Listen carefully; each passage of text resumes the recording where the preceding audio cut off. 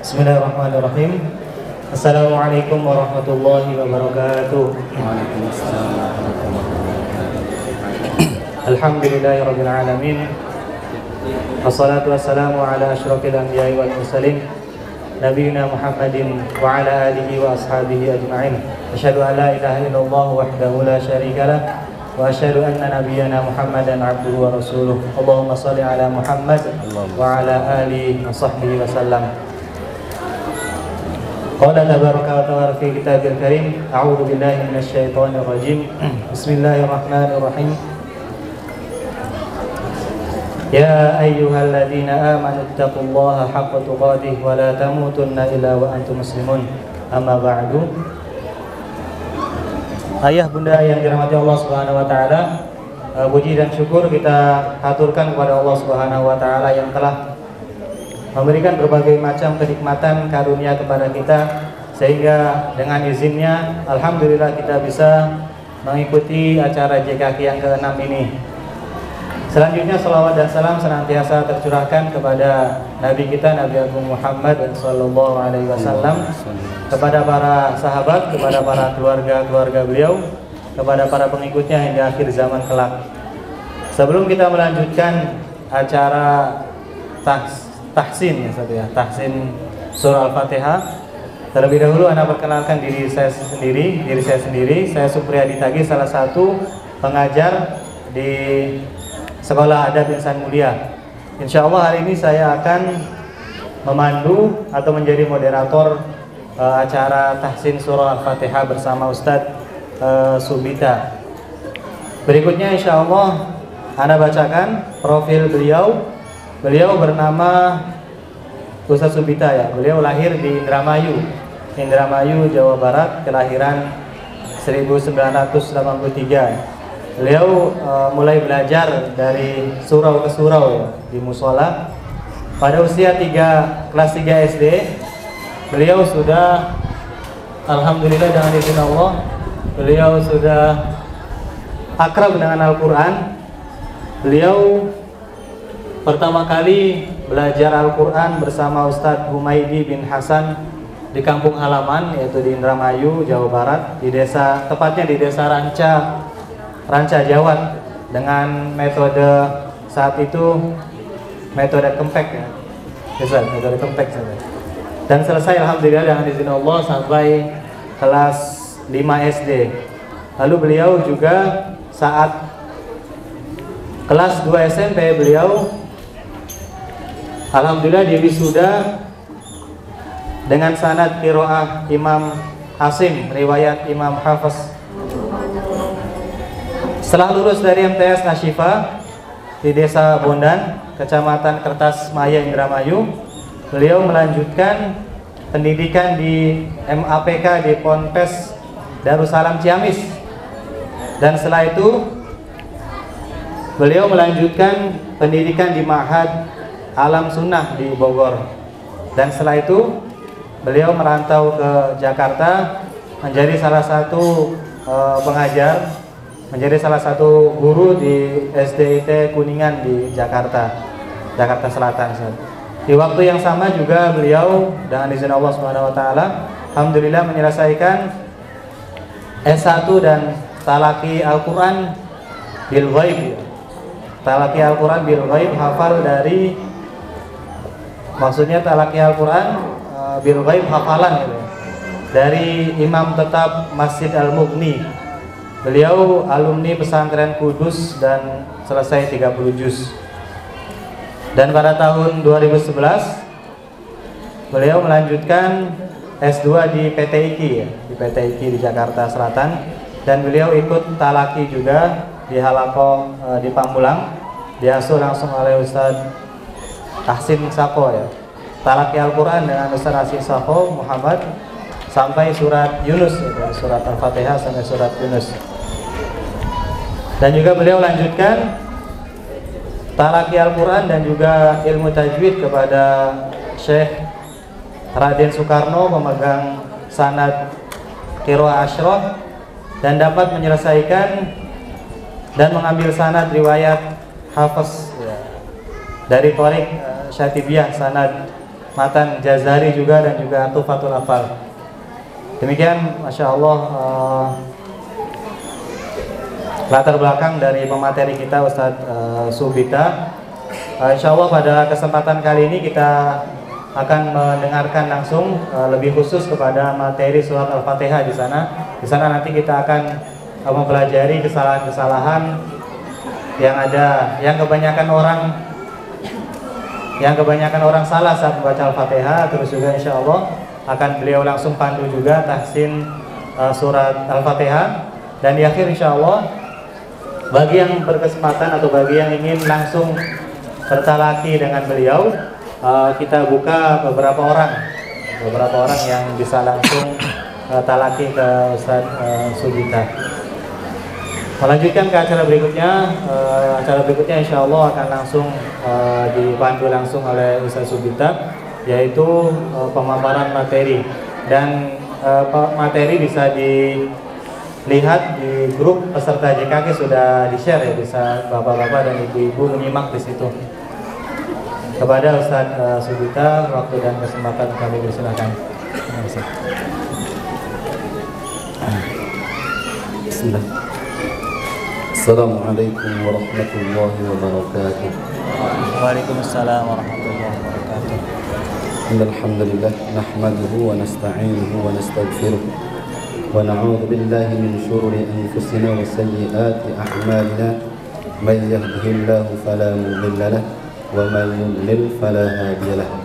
Asyhadu an la ilaha illallah wahdahu la syarika lahu wa asyhadu anna Muhammadan 'abduhu wa rasuluh la nabiyya ba'dahu.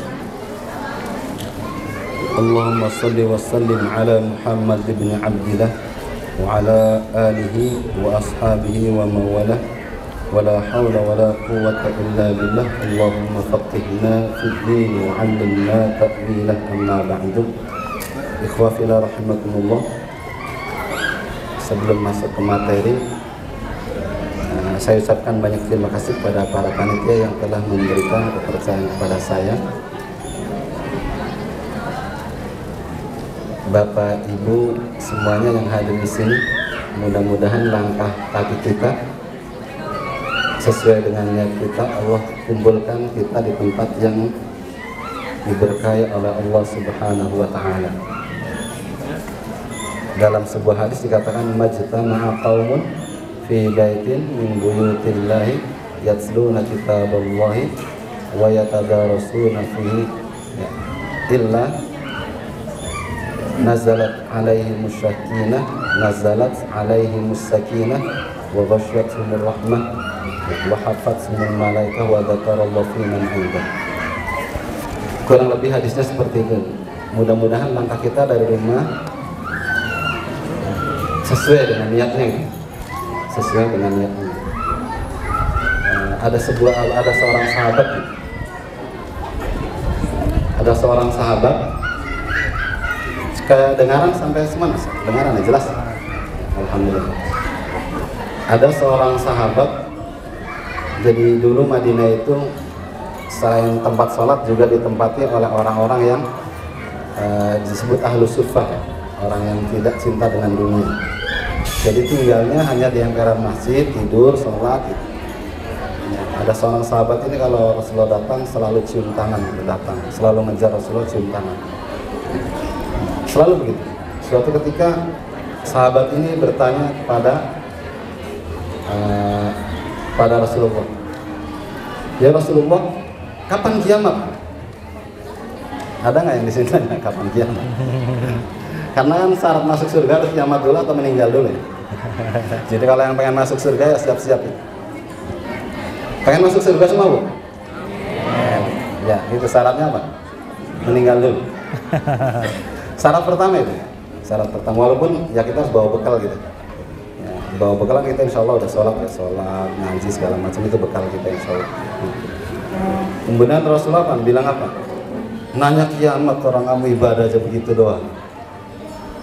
Cuma cium tangan, tidur di masjid, sholat. Bilang gitu sama Rasulullah. Terus kata sahabat itu bilang apa? Tapi aku cinta engkau ya Rasulullah. Aku cinta engkau ya Rasulullah. Oh gitu Rasulullah. Terus Rasulullah langsung balik badan. Ini sahabat ini narik lagi. Rasulullah, gimana? Jawabannya, aku kan cinta engkau gitu. Terus kata, engkau cinta gak dengan aku? Dia bilang gitu. Ini biasanya emang banyak sahabat-sahabat yang cerdas. Di zaman Rasul itu banyak sahabat-sahabat yang cerdas yang mengandalkan keberkahan dari Rasulullah masuk surga. Kayak ada Abdullah bin Zubair. Ada kisah di perang Badar. Ada kisah ketika Rasulullah menjelang wafatnya masuk surga gara-gara apa? Hanya bersentuhan badan. Ini banyak sahabat-sahabat yang cerdas kalau bahwa Rasulullah itu apa? Rasulullah adalah orang yang akan menjamin kita masuk surga. Bahkan nanti kita di akhirat pun Rasulullah adalah salah satu-satunya yang Allah berikan hak untuk memberikan syafaat kepada umatnya. Jadi banyak sahabat-sahabat yang cerdas yang mengandalkan keberkahan Rasulullah di masa hidup. Nah kita ini kan udah ditinggalkan itu, tinggal ajarannya. Terus kata Rasulullah bilang apa? Ya aku cinta lah. Jawab, ya aku cinta. Sahabat itu langsung apa? Langsung senang. Berarti kalau engkau cinta sama aku ya Rasulullah, berarti engkau tidak rela kalau aku masuk neraka besok. Begitu kan? Bener nggak? Kalau kita cinta dengan seseorang, orang yang kita cintai tertindas atau sengsara, nggak mungkin rela. Sahabat ini cerdas banget, ngerayu sedikit dapatnya banyak. Terus kata Rasulullah apa? Orang yang mencintai aku, maka sesungguhnya dia seakan-akan bersama aku di surga nanti. Akan nama fil jannah ma'i. Rasulullah. Sahabat itu langsung lari kesenangan. Lari kesenangan. Nah ini alhamdulillah di Jambora kan keluarga Quran. Mudah-mudahan kita cinta dengan Al-Quran. Insya Allah kita dikumpulkan dengan ahlul Quran. Tapi itu tadi ya, langkahnya kita perbaiki dulu. Jangan lupa dari rumah kesini mau lihat pemandangan apa? Apa talabul ilmi? Kalau talabul ilmi maka kata Rasulullah, man salaka tariqan yaltamisu fihi ilman sahhalallahu lahu bihi tariqan ilal jannah. Gampang, Allah itu gampang, murah banget. Surganya kan luas. Allah berikan kepada siapapun. Bahkan orang yang berwudu baca doa aja Allah bukakan 8 pintu surga. Ya, 8 pintu surga. Mau masuk dari manapun silakan. Seperti itu. Jadi kata Rasulullah, barang siapa yang melangkahkan kakinya untuk mencari ilmu, maka Allah akan mudahkan baginya langkah menuju surga. Ya, langkah menuju surga. Tapi ini juga di sini bisa jadi ada sesuatu yang tersirat dari Rasulullah. Ada sesuatu yang tersirat dari Rasulullah bahwa surga itu bisa digapai dengan ilmu. Kalau kata sahabat Ali, makanya man salaka tariqan yaltamisu fihi ilman. Makanya kita datang ke sini jangan lupa, jangan hanya berniat untuk campingnya, untuk rame-ramenya aja. Tapi niat di sini seperti di Kelapa kemarin saya menerima pelajaran itu apa? Mencari ilmu di tempat yang indah. Karena fasilitas ini biasanya mendukung untuk belajar ya. Betul nggak? Fasilitasnya mendukung. Sholat di Madinah berapa pahalanya berapa? Beda dengan sholat di sini. Makanya sekarang umroh mahal ya, haji mahal. Diusulkan berapa juta? Karena sekali sholat di sana banding 1000 di sini ya. Kalau kita seharian bisa sholat beribu-ribu di sana ya. Kita beribu-ribu rakaat di sini nggak bakalan bisa itu setahun. Sana cukup 2 rakaat udah dapat. Makanya tidak heran. Bukan berarti masuk surga mahal, bukan ya. Tapi itu kan banyak jalannya. Kalau memang kita tidak mampu, Allah berikan jalan yang lain. Sholat 2 rakaat setelah sholat subuh, diam di masjid, zikir mengingat Allah sampai syuruk, sholat 2 rakaat, maka pahalanya sama dengan haji dan banyak fasilitas yang lain. Sama seperti kafaroh kan, puasa kafaroh. Kita nggak mampu memerdekakan budak apa? Kita ngasih makan, kita nggak mau ngasih makan, kata Rasulullah apa? Aku yang paling miskin ya Rasulullah di sini, aku kasih yang Rasulullah apa? Ya udah ini buat kamu aja ya. Murah banget ya, bisa. Sangat sayang sama umat ya Rasulullah. Ya, berarti kita niatnya tadi mansalaka tariqan. Maka insya Allah ketika kita sampai di sini, jangan lupa dengan hadis yang tadi yang pertama. Nazalat alaihi musakin. Ya, ketika sampai kita di sini maka kerasa tenang nggak? Udah kerasa tenang belum? Kalau masih was-was berarti niatnya diapain dulu? Dibagusin dulu, karena innamal a'malu binniyat. Bahwa setiap aktivitas kita bergantung pada niat. Mungkin kita sama-sama datang ke masjid pakai picit, pakai sarung, wudunya sama, sholatnya sama, tapi pahalanya dapatnya beda. Ada yang satu masuk surga, satu dijeburin neraka gitu. Ada seperti itu. Nah, kata Rasulullah, wah kau bisa baca Quran nggak pengen dipuji doang, pengen disebut-sebut namanya doang, kamu masuk neraka aja, kan gampang. Karena apa? Innamal a'malu binniyat. Berarti kalau kita niatnya bagus, insya Allah akan turun ketenangan pada kita, meliputi kita rahmat. Dan bahkan apa? Ini sering saya kalau mesen pada anak-anak ketika halaqah Quran itu apa?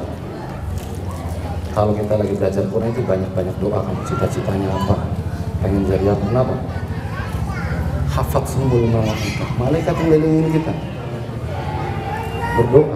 Dan bahkan di ujung hadis apa? Wa dzakarallahu fi man inda. Allah menyebut-nyebut namanya di langit. Kalau nama kita udah disebut-sebut di langit, ya insya Allah doa kita udah sampai langit. Mana sering saya sampaikan ke halaqah, kalau di halaqah niatnya yang bagus, datang yang bagus, konsentrasi ketika doa yang bagus, insya Allah. Bahkan kalau seandainya pun kita dapat musibah, nah makanya kadang-kadang saya suka miris ketika ada orang tua anaknya kecelakaan di sekolah, protes. Kecelakaan ya, bukan dibully, bukan disengaja, kecelakaan. Dan juga bukan kelalaian, yang namanya murid kan banyak, banding berapa. Padahal Rasulullah sudah menjamin apa? Barang siapa yang keluar dari rumah untuk mencari ilmu, maka dia berada di mana? Fi sabilillah. Dulu saya punya adik kelas, cuma saya waktu itu sudah keluar dari pesantren. Nah ada ujian renang. Nah, ujian renang semua mungkin agak ekstrim, nggak dia kayak desain gitu. Di sungai ujian renang. Dia terbawa arus meninggal. Dikabarkan orang tuanya bilang innalillahi wa inna ilaihi raji'un, udah diam aja. Karena apa? Kalau kita nggak mengamalkan berarti apa? Fi sabilillah, syahid, seperti syahid. Kecuali kalau seandainya memang karena kelalaian atau karena disengaja atau karena dibully itu boleh, itu secara hukum. Tapi kalau kecelakaan, ya, kita seharusnya orang tua apa? Itu menjadi apa? Menjadi tabungan kita buat di akhirat. Orang katanya anak yang berbakti pada orang tuanya akan bisa mengangkat orang tuanya ke surga, seperti itu ya. Banyak cerita nih, nanti nggak selesai materinya. Sebenarnya saya itu jarang bicara ngomong gini, makanya kemarin waktu diminta itu saya ada berapa peserta? Banyak banget. Saya itu biasa ngajar ngaji kan paling banyak itu 20, paling banyak banget. Sekarang itu saya batasin maksimal 6 ya kalau halaqah Quran. Karena kalau halaqah kebanyakan talaki nggak selesai-selesai. Mana ini kalau 400 atau berapa ratus ini talaki ini bisa seminggu saya nggak selesai-selesai di sini. Jadi insya Allah nanti kalau ada yang berkesempatan pengen talaki monggo ya. Waktu itu pernah ngadain juga di Al-Huda Demetri, di sana itu talaki satu masjid isinya sekitar 60 orang, tapi yang alhamdulillah lulus ada 2 orang. Ya alhamdulillah. Tapi bukan nakut-nakutin, ini adalah proses belajar. Aku bilang proses belajar. Kata Imam Jazari, illa riyadhatum ri'in bifaqqihi. Orang Arab aja nggak bisa baca Quran, apalagi kita orang Indonesia. Yang dialeknya banyak dipengaruhi dengan terong, ya, toge, banyak o-nya gitu ya, baso, mulutnya bentuk o semua. Ya, mungkin bisa jadi prosesnya agak lama, tapi tidak sedikit orang Indonesia yang bisa baca Quran. Banyak guru-guru Al-Quran. Artinya apa? Artinya bisa. Artinya menjadi pesan apa? Banyak melatih raham, berulang-ulang.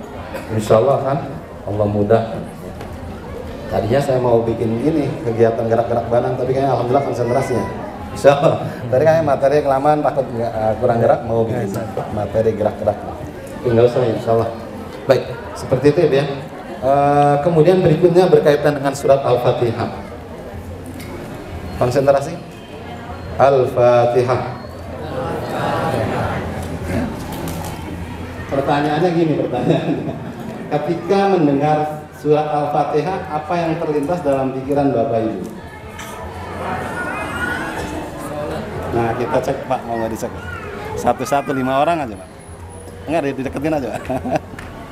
Coba yang bisa menjawab, kalau ingat surat Al-Fatihah itu ingatnya apa gitu Pak? Ada yang bisa jawab?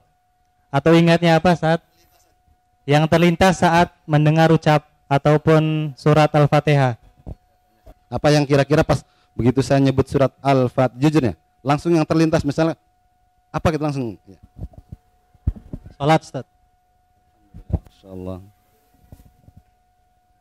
Langsung ingin membaca surah Al-Fatihahnya. Masya Allah. Itu kayaknya. 2, saya mau 5 aja dikitannya. Ummul Quran. Al-Quran. Al-Fatihah wal Quran. Boleh.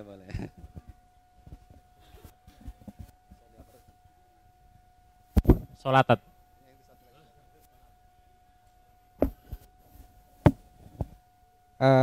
Baca hadiah ahli kubur, Ustaz, ketika baca tahlil.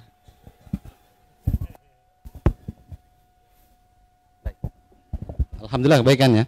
Tadinya saya mengucap spontan Al-Fatihah itu mau nguji. Biasanya orang Indonesia kan kalau bilang Al-Fatihah langsung baca kan. A'udzubillahi minasyaitonir. Semuanya baca gitu ya. Ya. Karena Al-Fatihah ini salah satu surat yang populer, yang viral. Benar. Jangan jauh-jauh ya. Ketika kita ini ada orang sakit, kita doakan ya, semoga teman kita cepat sembuh. Ya. Al-Fatihah. Ada yang meninggal, dibacain Al-Fatihah. Semuanya Al-Fatihah. Ya. Karena apa? Karena ini keagungan surat Al-Fatihah. Saking agungnya surat Al-Fatihah. Dulu pun terjadi di zaman Rasulullah. Kalau nggak salah ada di hadis itu ada seorang laki-laki yang mengobati seorang sahabat namanya Sulaim. Ya. Jadi kejadiannya Sulaim ini tersengat kalajengking. Biasanya kalau sesuatu yang hebat kan digunakan ya. Itu senjata gitu kan. Ya. Banyak tuh orang di Indonesia kadang-kadang ada terlihat ustadz gitu kan. Ada yang sakit diminta-mintain doa, sakit demam gak sembuh, bingung kan, ditulisin bismillah, korek-korek, suruh diminum. Itu apa namanya? Berarti orang ini kan mengagungkan bismillah. Jadi Al-Fatihah ini surat yang benar-benar sangat agung. Ya. Sehingga apa? Ketika terjadi sesuatu pasti kita teringatnya Al-Fatihah. Maka sahabat itu apa melakukan apa? Membacakan Al-Fatihah kepada sahabat yang tersengat kalajengking. Ini karena kebiasaan di zaman Rasulullah, kalau kita melakukan sesuatu itu harus apa? Ngadu ke Rasulullah. Diadukan ke Rasulullah. Terus kata Rasulullah apa? Ma yudrika annaha ruqyah gitu. Ditanya gitu. Dari mana engkau tahu kalau surat Al-Fatihah itu ar-ruqyah? Untuk bisa mengobati gitu. Ya, bahkan dalam sebuah hadis dikatakan apa? Fatihatul kitabi syifaun min kulli samin. Bahwa Al-Fatihah, ya ini Al-Fatihah, kita geser dulu. Ini nama-nama suratnya ya. Ini kemarin saya itu jadi dulu pernah mengumpulkan nama-nama surat Al-Fatihah sangat banyak ya. Ini kemarin saya coba kutip hanya dari Ibnu Katsir saja. Nama surat Al-Fatihah ini banyak banget. Dan namanya itu bukan nama gelar-gelar yang istilahnya kalau ini kan yang tidak baik ya. Tapi ini gelar semuanya baik semuanya. Dari Ummul Kitab, Ummul Quran gitu. Alhamdulillah ya. Tadi ada Ar-Ruqyah ya. Tadi ada juga Asy-Syifa. Jadi jangan heran kalau seandainya di Indonesia kalau ada yang sakit kita bacakan Al-Fatihah. Ada yang meninggal kita bacakan Al-Fatihah ya. Hadiah ya. Sebenarnya. Karena ini Al-Fatihah ini kayaknya di sini udah. Oh, salah satu namanya nggak masuk sini. Ada yang disebut juga ad-du'a. Al-Fatihah itu disebut ad-du'a. Jadi kalau kita sakit, kalau kita kesusahan, cukup sebenarnya dengan baca Al-Fatihah. Karena Al-Fatihah ini bisa disebut Al-Kafiyah dalam satu ini nama lagi. Yang ini isi kandungan Al-Qur'an ya. Nah, cukup ya. Dan bahkan Rasulullah ini apa? Rasulullah ini sangat antusias pengen mengajarkan Al-Quran ya, di beberapa sahabat. Salah satunya ada Abu Sa'id ya, Ibnu Al-Mu'alla, atau yang paling terkenal ada satu lagi ada Ubay bin Ka'ab. Ubay bin Ka'ab ini salah satu sahabat yang dimandati oleh Rasulullah untuk mengajarkan Al-Quran.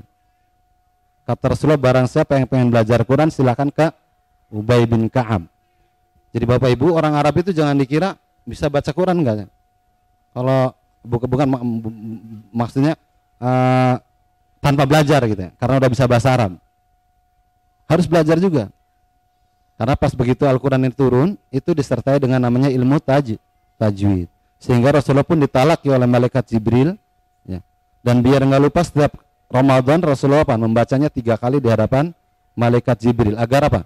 Tidak lupa cara bacanya. Ya. Cara bacanya. Ya. Ya. Rasulullah sangat antusias pengen mengajarkan Al-Fatihah. Ya. Kenapa demikian? Jadi ada Ubay bin Ka'ab waktu itu lagi sholat.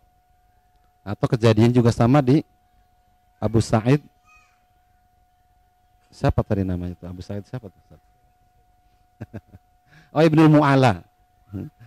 Kadang ini namanya kan kalau orang Arab pakai ibnu-ibnu gitu ya. Ini tujuannya agar membedakan dari satu nama ke nama yang lain. Demi menjaga ilmu ya. Demi menjaga ilmu. Biasanya dalam ilmu hadis ini dibahas. Sampai demi menjaga ilmu itu disebutin ketika masih sama nih dari kakek nenek terus udah muncul masih sama juga, kenapa? Bedanya cuma di mata. Misalnya matanya buta, disebutin tuh si buta, dimunculin demi menjaga keutuhan ilmu ya. Ini dalam ilmu hadis begitu ya. Atau si pincang disebutin seperti itu ya, untuk menjaga keutuhan ilmu. Makanya disebutlah di dalam ilmu Islam itu ada dalam ilmu tradisi Islam dengan istilah sanad ya. Karena laulal isnadu qala kada wa kada seseorang. Kalau seandainya tidak ada sanad dalam keilmuan, maka banyak orang akan mengatakan ini itu.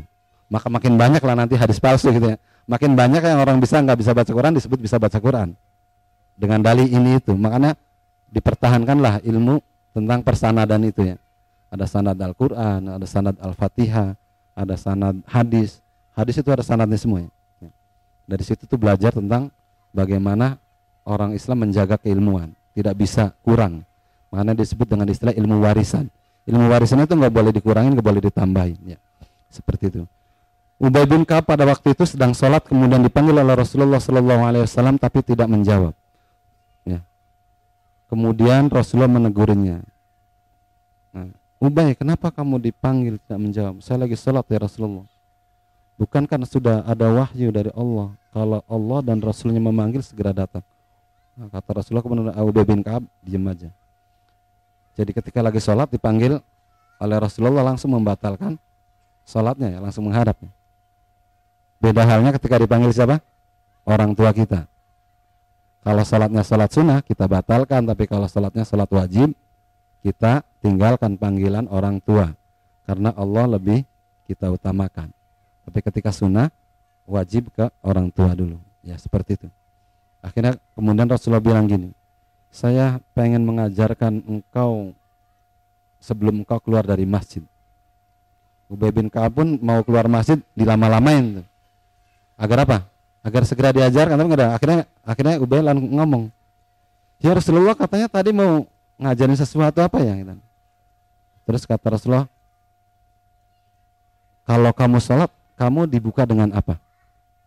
Kemudian kata Ubay bin Ka'ab, dengan Ummul Kitab atau dengan surat Al-Fatihah. Dengan surat Al-Fatihah. Kata Rasulullah, nah inilah ya. Ummul Kitab wa Ummul Quran wa Sab'ul Mathani wal Quran Al-Azim, kata Rasulullah. Sangat antusias Rasulullah pengen mengajarkan Al-Fatihah. Ya. Dan ini nama-nama Al-Fatihah yang baru saya kutip sebagian, ada juga yang kalau wakilnya ini berdasarkan hadisnya. Ini yang berdasarkan hadis ya. Namanya sangat banyak dan nama ini bisa juga menunjukkan sebagai apa? Sebagai fungsinya, sebagai manfaatnya ya. Kemudian selain itu tadi Rasulullah seakan-akan menegaskan apa? Menegaskan, kemudian kan diajarkan Al-Fatihah, mengajarkannya dengan hati-hati. Seakan-akan menegaskan Al-Fatihah ini sangat penting. Sangat penting ya. Sekaligus menginfokan bahwa Al-Fatihah ini selalu dibaca di sholat, di pembukaan sholat ya. Makanya ada yang berpendapat Sab'ul Mathani itu disebut 7 ayat yang diulang-ulang, maksudnya diulang-ulang dalam sholat. Nah, makanya materi berikutnya ini Rasulullah mengingatkan kepada kita, la sholata liman lam yaqra bi Fatihatil Kitab. Sholatnya tidak sah orang yang tidak membaca Al-Quran. Nanti kalau berkaitan dengan hukum fikih nanti ya, hukum fikih kita membahasnya dengan Al-Quran dulu. Ya. Dan ini dikeluarkan oleh Imam Bukhari. Semua ulama sepakat bahwa membaca Al-Fatihah dalam sholat adalah rukun dari rukun sholat. Rukun dari rukun sholat, kecuali Abu Hanifah kalau tidak salah. Itu dia boleh membaca surat yang paling mudah. Tapi yang paling mudah yang Al-Fatihah kan? Yang paling populer ya, nggak ada lagi. Atau ayat kursi. Ayat kursi kan ayat populer juga, karena memiliki keutamaan yang lebih. Tapi saya yakin Al-Fatihah yang paling penting, yang paling populer. Bahkan anak-anak pun hafal. Bahkan anak-anak pun hafal. Makanya tadi saya ngetes, saya ngucapin Al-Fatihah. Tapi ternyata ngikutin Al-Fatihah, kan ini mau ditalaki gitu. Enggak spontan langsung a'udzubillahi. Orang Indonesia ketika bilang Al-Fatihah langsung baca a'udzubillahi minasyaitonir. Seperti itu ya. Nah, la sholata liman lam yaqra bi Fatihatil Kitab. Bahkan Ibnu Katsir mengatakan menjadi syarat sahnya salat adalah membaca Al-Fatihah. Fa innaha syartuha. Bahwa Al-Fatihah menjadi syarat sahnya salat. Nah, akan tetapi yang jadi pertanyaan gini Bapak Ibu. Yang namanya ibadah itu kan ada apa namanya?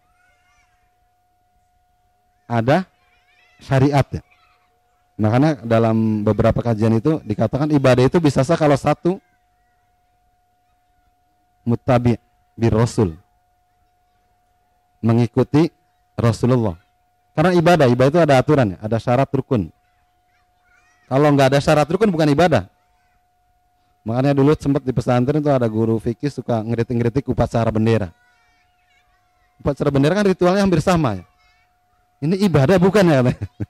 Kalau ibadah musyrik nih kita nih. Alhamdulillah di SAI, saya kan kebetulan di SAI.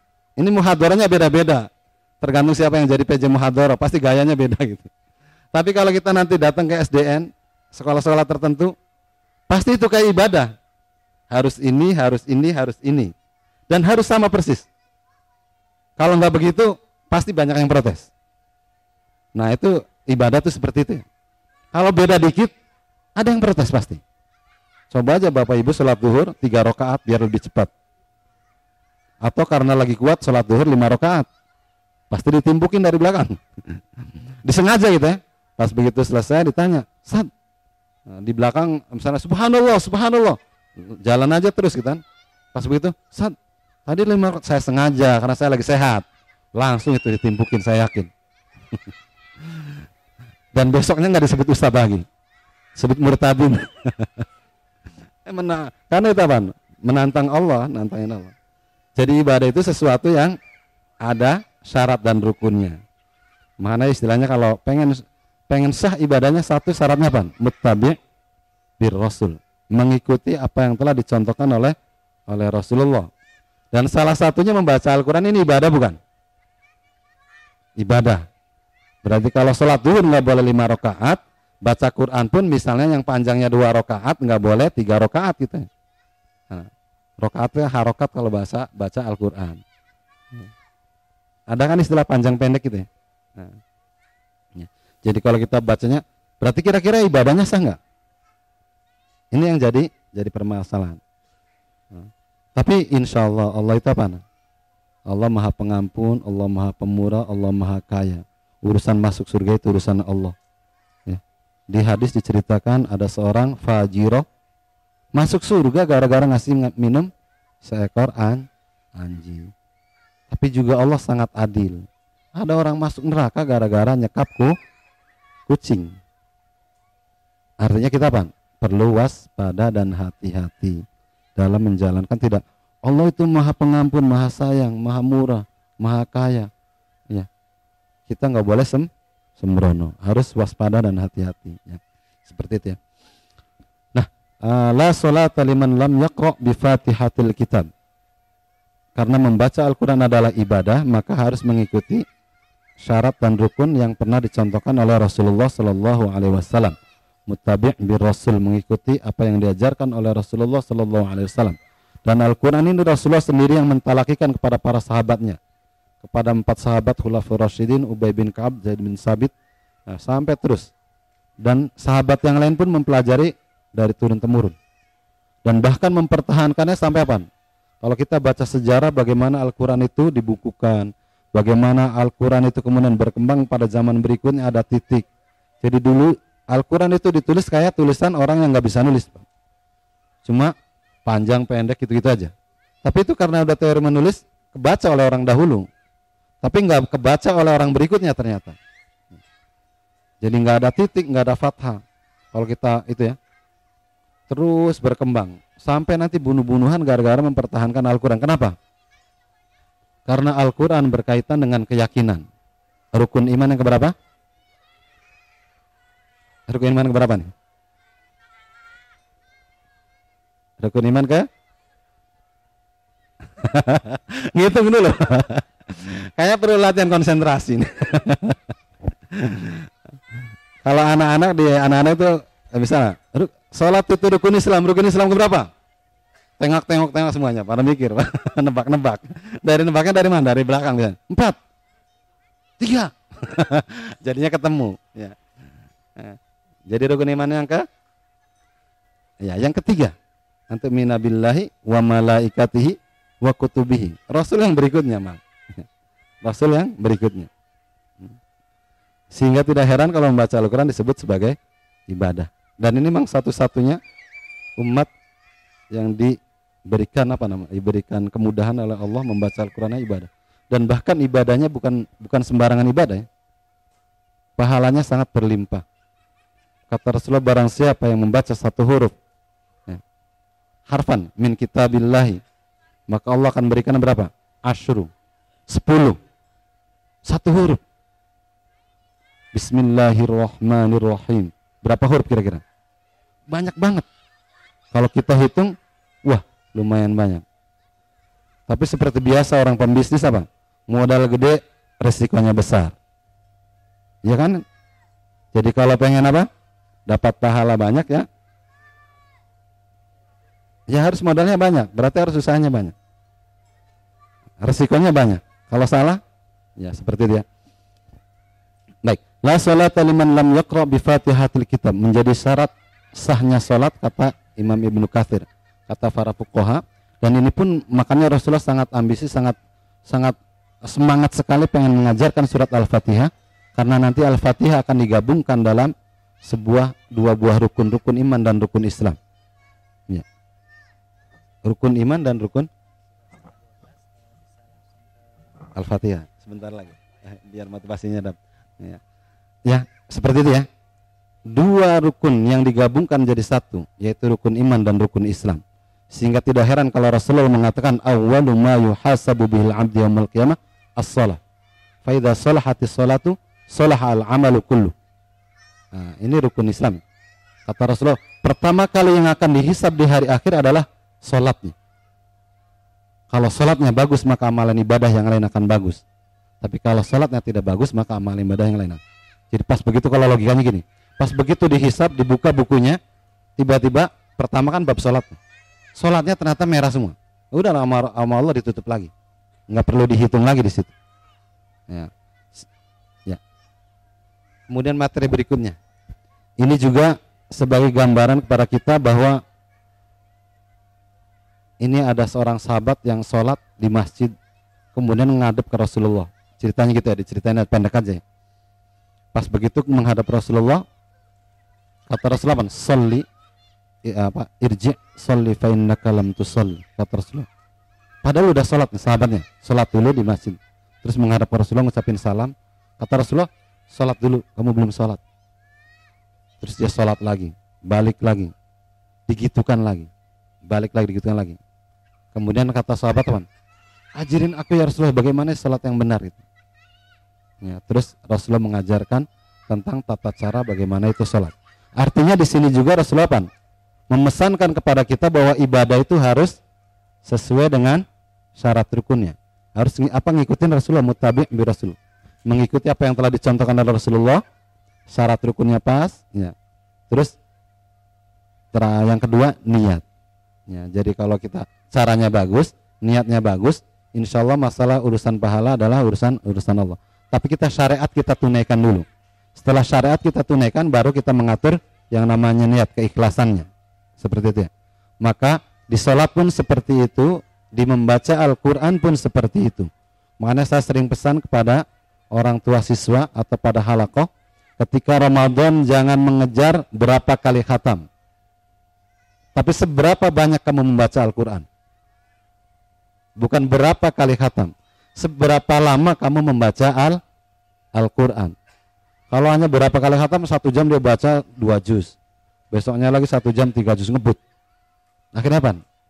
Tapi seberapa lama kamu membaca Al-Quran. Karena target ibadah adalah apa?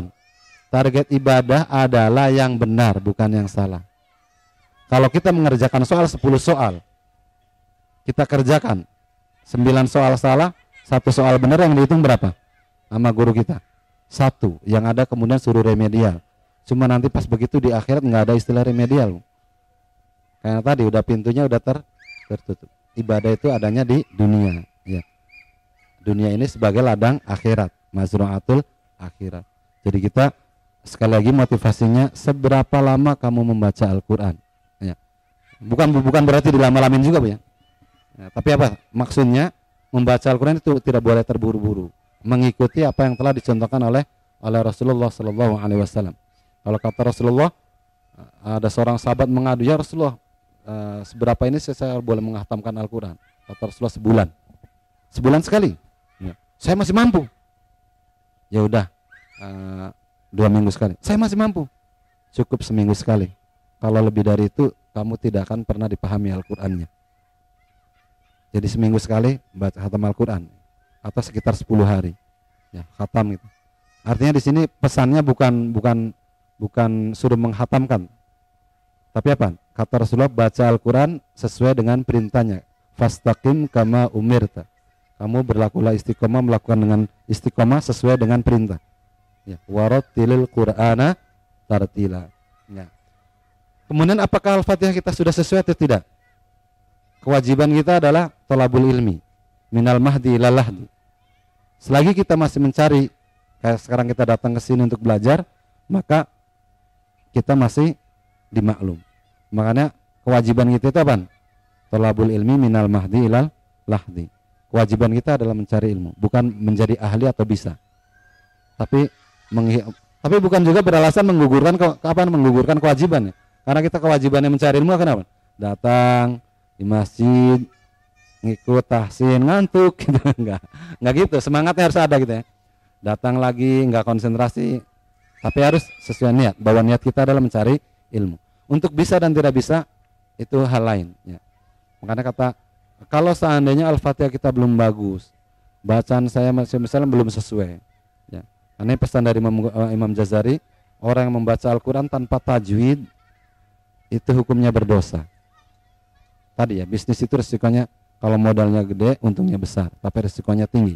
Membaca Al-Quran ini untungnya besar, maka resikonya pun besar.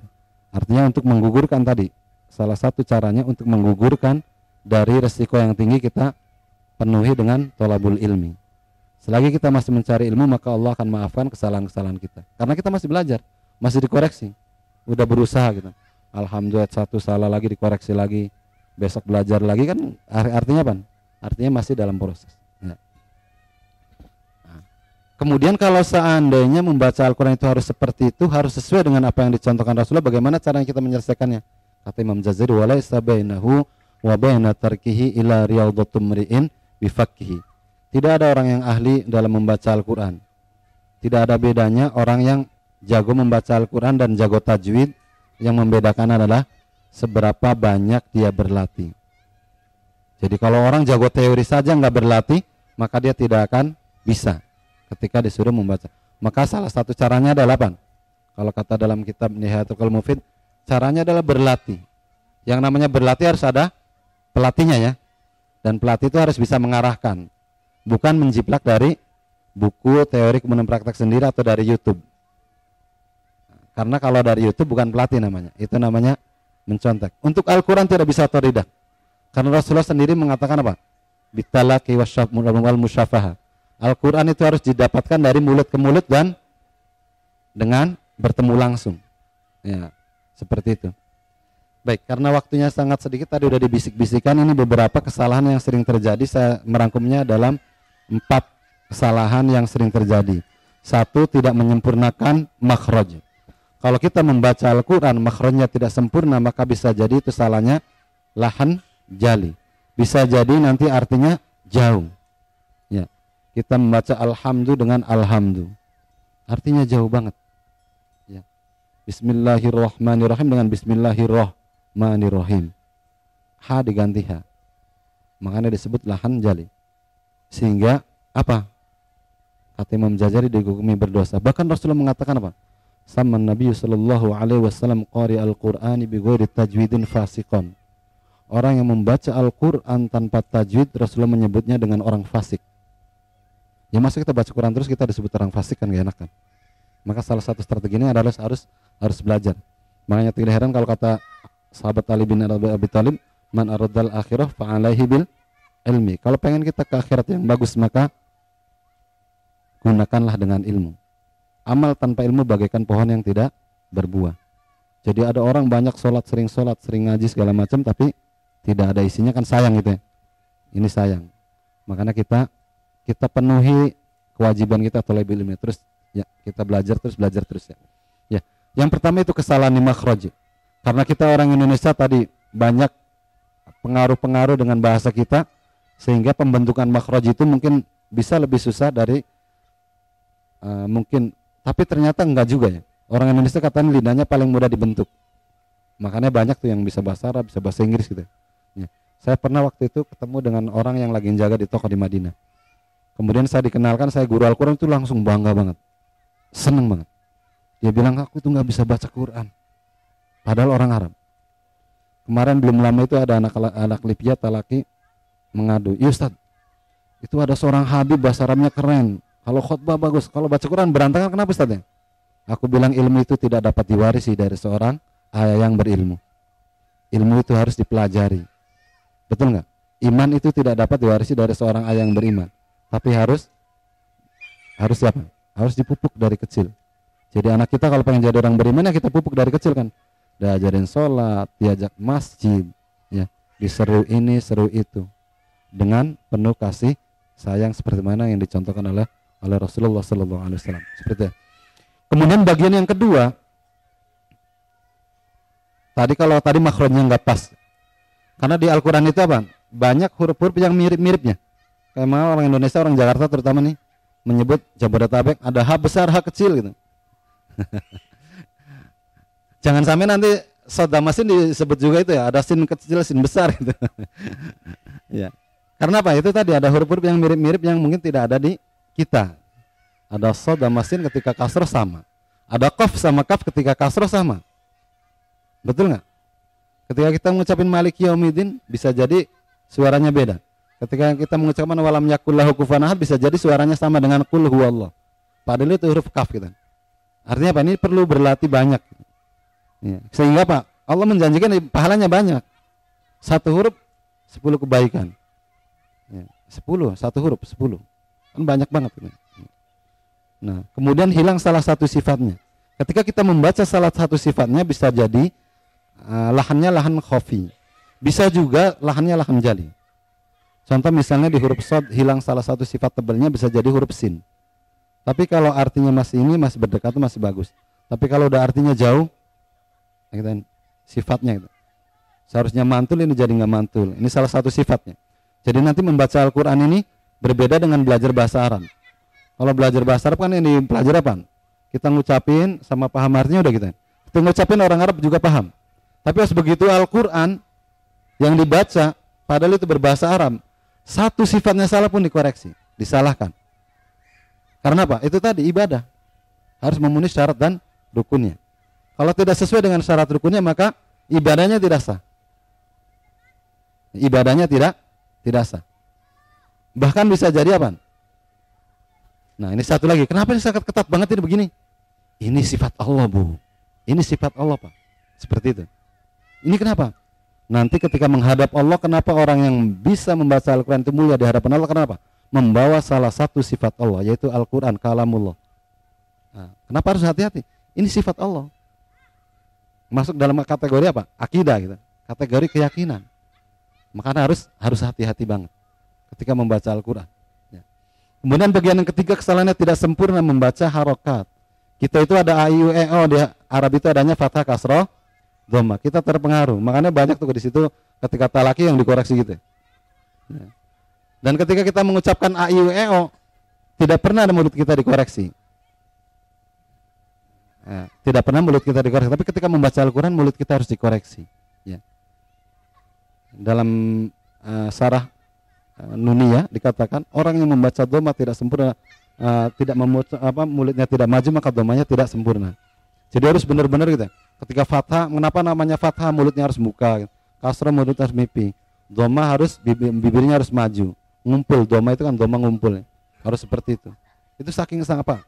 Para ulama dari dulu menjaga itu. Sampai membukukan teorinya, sampai menjaga cara pengucapannya. Kenapa? Ini karena menjaga salah satu sifat-sifat Allah.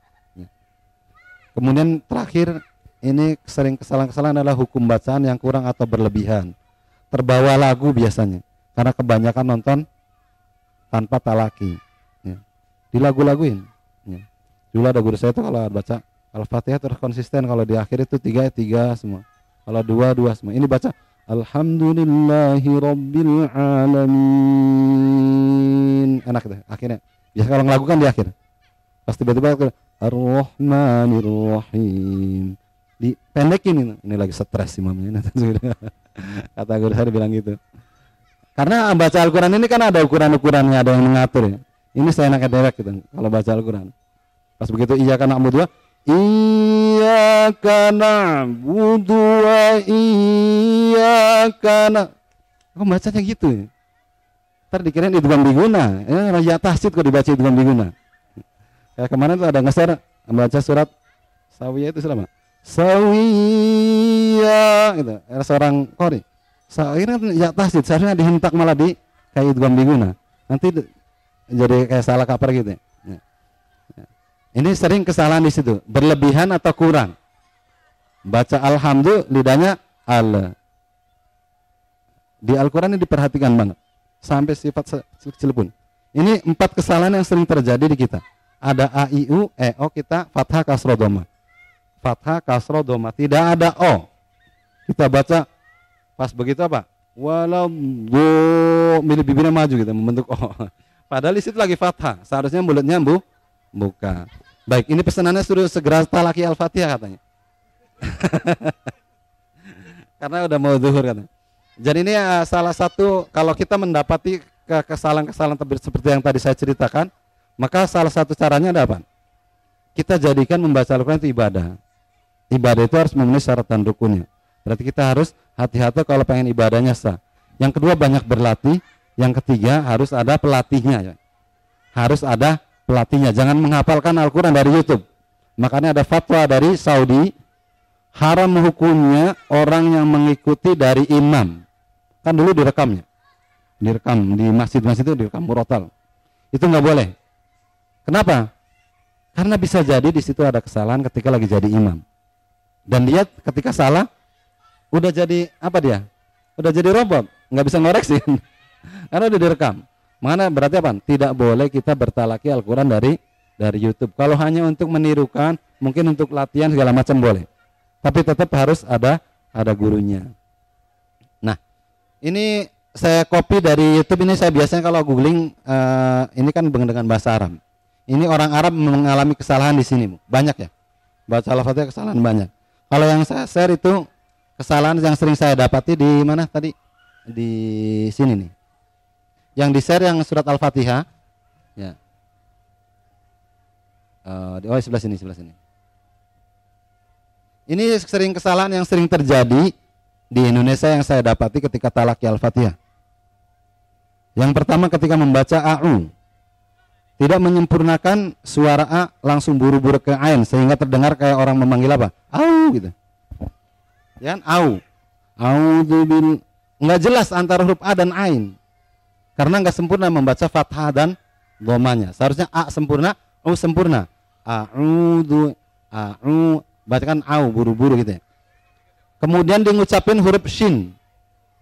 Tidak sempurna membaca shinnya. Banyak orang karena keburu-buru ke ya akhirnya jadi kayak imalah, syai. Seharusnya kan sya. Ketika depannya sukun ya tetap sya gitu. Ya.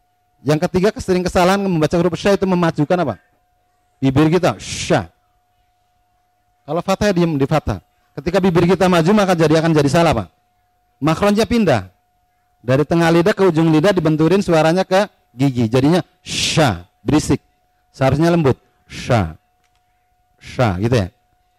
Kemudian di huruf to, karena kita orang Indonesia ada huruf o, ketika membaca to, bibirnya membentuk o.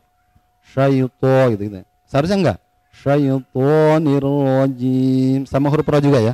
Seharusnya bibirnya diam aja. Karena fathah. Ketika fathah samain dengan ketika membaca huruf ba berharokat fathah. Misalnya ba atau ta. Ta. Ketika mengucapkan syaitan, syaitonirrajim. Nah, terakhir ini di huruf jim.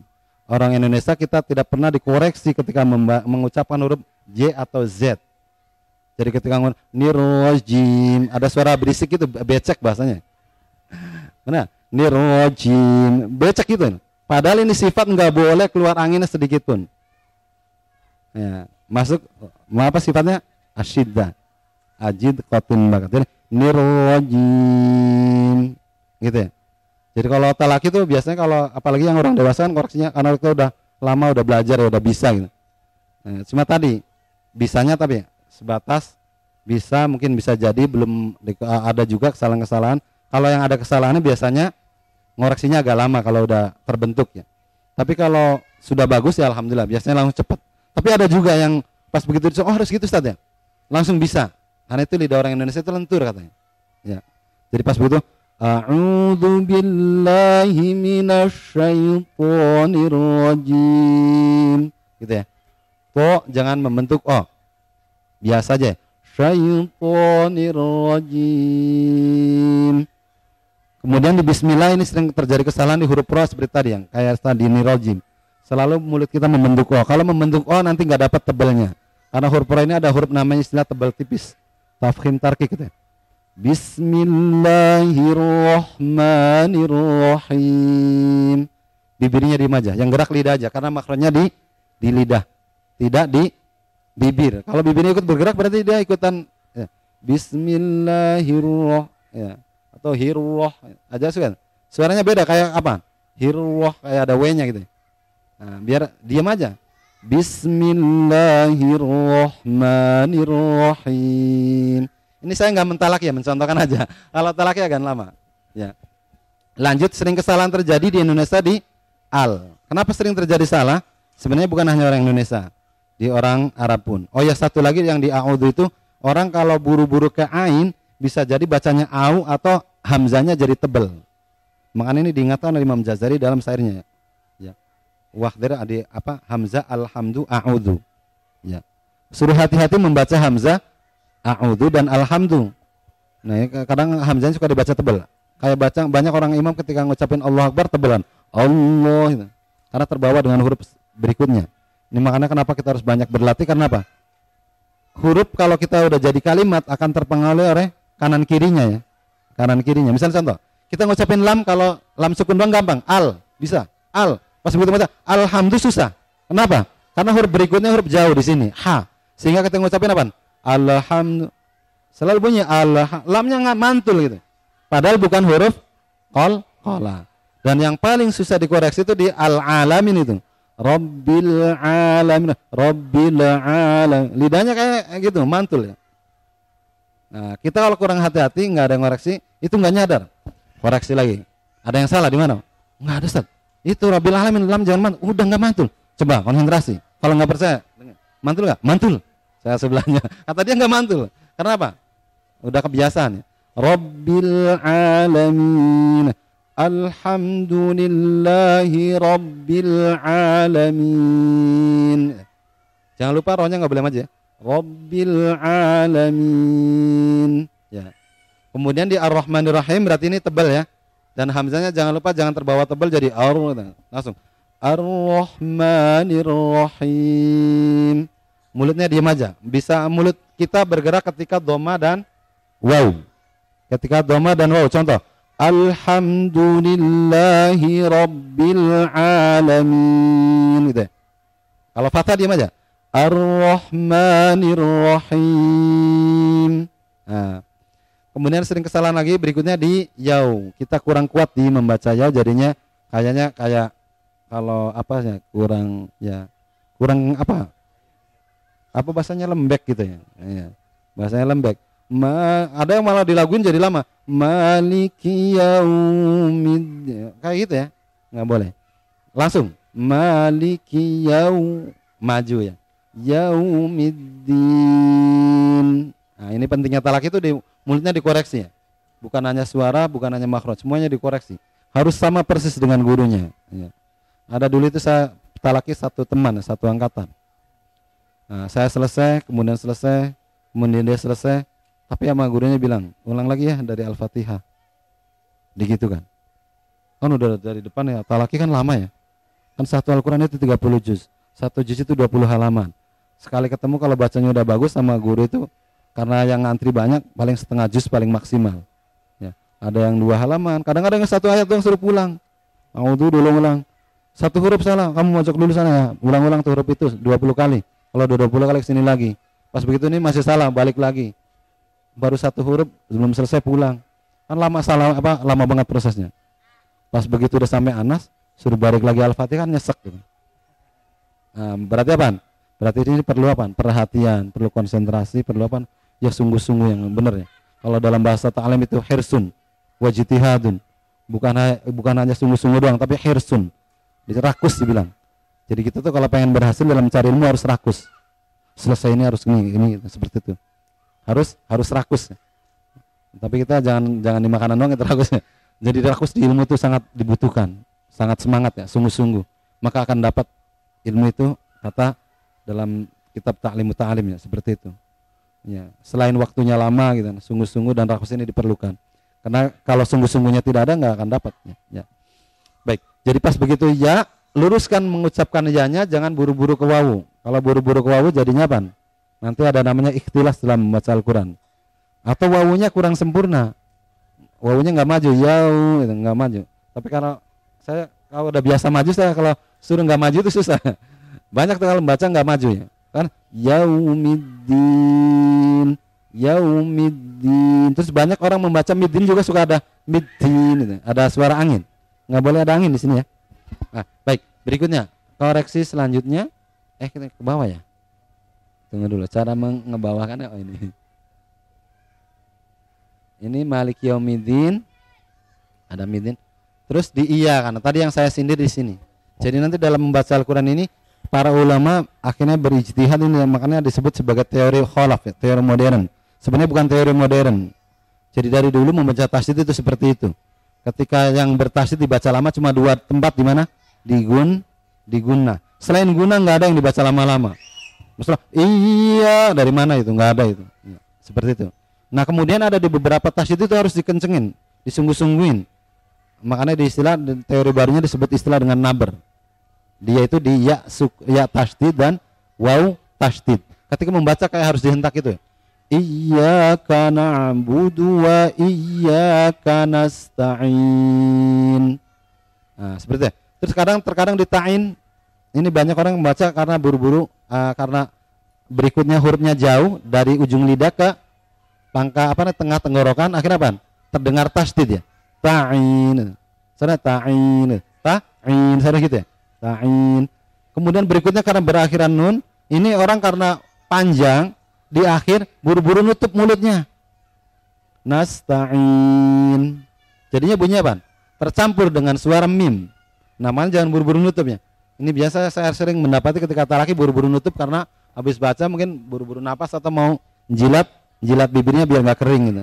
Karena buru-buru nutup akhirnya jadi suara en dan gitu. Nah, sering terjadi ya. Kemudian berikutnya di huruf shad, huruf tebal. Ini yang tadi saya sampaikan bahwa ada beberapa huruf yang mirip sama, ketika kasrah mirip banget. Kalau kita tidak menjaga sifatnya. Antaranya ada huruf shad dan sin. Nah, ini kan huruf shad dan sin kan beda ya, tebal ya. Berarti ketika kasrah harus ditebalin. Ihdinas siratal mustaqim. Ya, rohnya tebal, tonya tebal, terus lam, terus doma langsung maju. Mus terus buru-buru balik. Kemudian berikutnya huruf qaf kasroh. Jangan sampai terdengar kaf kasroh. Mustaqim. Jangan sampai mustaqim. Itu kaf itu ya. Ya, ditebelin ya. mustaqim. Nah, ini banyak sering kesalahan-kesalahan di sini. Kalau doma, kalau yang belum pernah merasakan materi doma, biasanya itu banyak latihan di doma. Karena merubah kebiasaan itu susah. Kita ngucapin apa? Kamu mau kemana? Mulutnya diem aja kan? Tapi kalau kita koreksi harusnya kamu mau kemana? Harusnya gitu ya. Tapi ternyata tidak ada di bahasa. Hanya adanya di Al-Quran. Dan ini Rasulullah diajarkan oleh Jibril seperti itu. Dan Rasulullah mengajarkan para sahabat seperti itu. Dan sahabat mengajarkan pada tabiin begitu. Tabiin mengajarkan tabiin seperti itu. Turun temurun sampailah kepada kita. Makanya diperlukanlah namanya sanad, ijazah, untuk membuktikan bahwa bacaan Al-Quran kita itu udah nyambung sampai ke Rasulullah. Kalau tidak ada sanad, maka orang mengatakan qala kada wa kada katanya. Banyak orang akan mengatakan qala wakila. Makanya dulu waktu itu pernah ada jamaah tahsin sama saya kan, domanya dikoreksi gitu latihan. Pas begitu mau ketemu dengan ustadz lain, ngapain harus maju-maju mencuci gitu, capek-capek gitu. Pas begitu ngelapor ke saya marahin lagi. Saya marahin bagus, dia nggak berani lagi. Saya marahin itu. Karena ini kan berdasarkan apa? Ilmu yang turun temurun. Nggak boleh dirubah-rubah. Kalau dirubah jadi nggak sah ibadahnya. Ya. Ihdinas siratal mustaqim. Berikutnya ayat yang ke-7. Ya. 10 menit lagi ya, satu ayat lagi. Nah, ini di sini yang sering terjadi kesalahan di tadi udah disama dengan ihdinas siratal mustaqim, sinya kurang tebal, ro-nya membentuk o, to-nya membentuk o. Jadi banyak ya kesalahannya kalau gitu ya. Sebenarnya nggak ada kesalahan kalau benar semua gitu. Kemudian yang kesalahan berikutnya di an'amta. Ini hampir terjadi ketika kita membaca dua huruf yang berdampingan makhrajnya berjauhan, terjadi qalqalah, mantul atau tawalud. Mantul kecil ya. An'am. Bahkan ada yang membacanya bukan an'amta lagi, an'amta. Jadi imam lagi. Kan udah gitu nggak nyadar. Berarti kalau nggak nyadar apa? Kalau salat nggak nyadar gimana? Salat nggak nyadar ya. Jadi an'amta jadi anamta. Karena ini hurufnya berjauhan dari an terus balik lagi ke ain lagi. Nah, tapi yang banyak itu ana. Ya. An'amta alaihim ghairil jangan membentuk o, jangan lupa ya. Terus tetap tebal walaupun berikutnya huruf ya. Ghairil maghdubi alaihim. Nah, ini cara membaca huruf mim ketika di depannya huruf waw dan fa, bibirnya harus nutup dulu baru kemudian maju ke huruf berikutnya. Alaihim waladdallin. Nah, habis panjang, teori barunya disebut dengan ada istilah nabar, harus dinabar biar terdengar tasdidnya. Dhallin. Lamnya lam tasdid bukan lam guna, jadi jangan dibaca. Kalau ada imam bacanya masih walad, dhallin, berarti belajarnya belum sampai sana. Itu kan bukan guna ya. Ada yang bacanya panjang. Bahkan kalau seandainya terjadi di idgham pun namanya bukan idgham biguna tapi idgham bila guna. Milladun nggak boleh. Milladun. Nah, apalagi yang di tasdid hanya sekedar tasdid, maka hukum membacanya harus dhallin. Hentak tasdid langsung kasroh lin ya. Dulu tuh masyhur ada seorang imam bacanya gitu ya, dhallin. Emang enak gitu ya, seperti itu. Terus lama-lama kan akhirnya dikoreksi terus dihilangin. Sekarang udah nggak begitu lagi ya. Dan itu imam besar. Baik Bapak Ibu sekalian, itu cara membaca surat Al-Fatihah yang pernah saya dapatkan dari guru saya, dan guru saya pun pernah mendapatkan dari gurunya sampai muttasil bi Rasul. Ya, baik saya contohkan bacakan secara lengkap karena udah dibisikin mulu katanya waktunya udah habis nih. Saya sebenarnya tadi udah menyampaikan ke panitia. Ustaz, mau waktu yang lama sebentar. Saya bilang ya enaknya sebentar, amplopnya gede. Kata salah satu, wah saya setuju katanya. Cuma tapi ternyata kan kita punya tanggung jawab untuk menyampaikan sesuatu ya. Jadi makanya walaupun saya ngomongnya ngebut-ngebut, alhamdulillah bisa tersampaikan gitu. Insyaallah ini cara membaca Al-Fatihah yang pernah saya baca dari guru saya. Bisa dilihat di buku, tapi kalau ngeliat ke buku nggak talaki namanya. Kalau talaki harus ngeliat ke mulut saya ya. Namanya talaki wal musyafahah. Ya, ketemu dan melihat. Nanti kalau ada yang mau baca, mungkin suatu saat kalau ketemu bisa langsung baca. Kalau sekarang kayaknya makanan lebih diutamakan. Bahkan waktu sholat udah datang, tapi makanan sudah siap, makan dulu katanya. Gitu ya.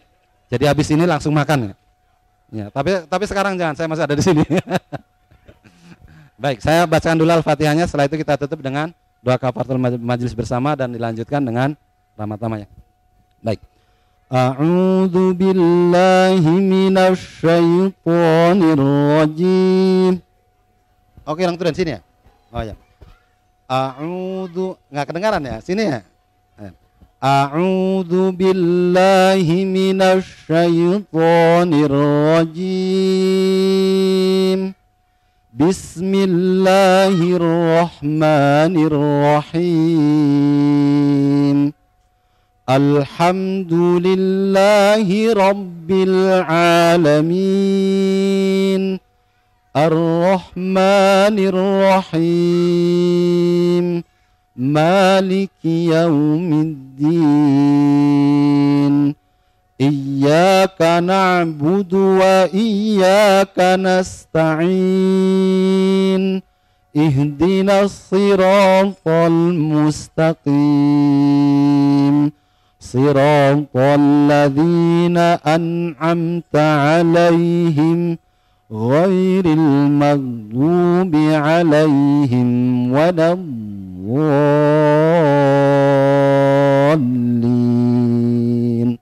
Amin. Kalau Imam Hafiz lebih suka ayat 7 ini disambung satu kali ya. Dari pertama, siratal ladzina an'amta 'alaihim ghairil maghdubi 'alaihim waladdallin. Amin. Tapi harus tarik nafas panjang ya. Baik, itu aja yang bisa saya sampaikan. Kalau ada salah, baik yang disengaja pun tidak disengaja, wal afu minkum, kita sama-sama tutup dulu dengan doa kafaratul majlis. Semoga taklim kali ini mendapatkan ridha dari Allah dan bermanfaat. Kalau seandainya ada salah dan kurang, maka mudah-mudahan Allah ampuni, dan kalau seandainya ada yang kesalahan perlu diperbaiki ke depan, mudah-mudahan Allah bimbing agar kita menjadi lebih sempurna lagi. Subhanakallahumma wa bihamdika asyhadu an la ilaha illa anta astaghfiruka wa atubu ilaik. Assalamualaikum warahmatullahi wabarakatuh.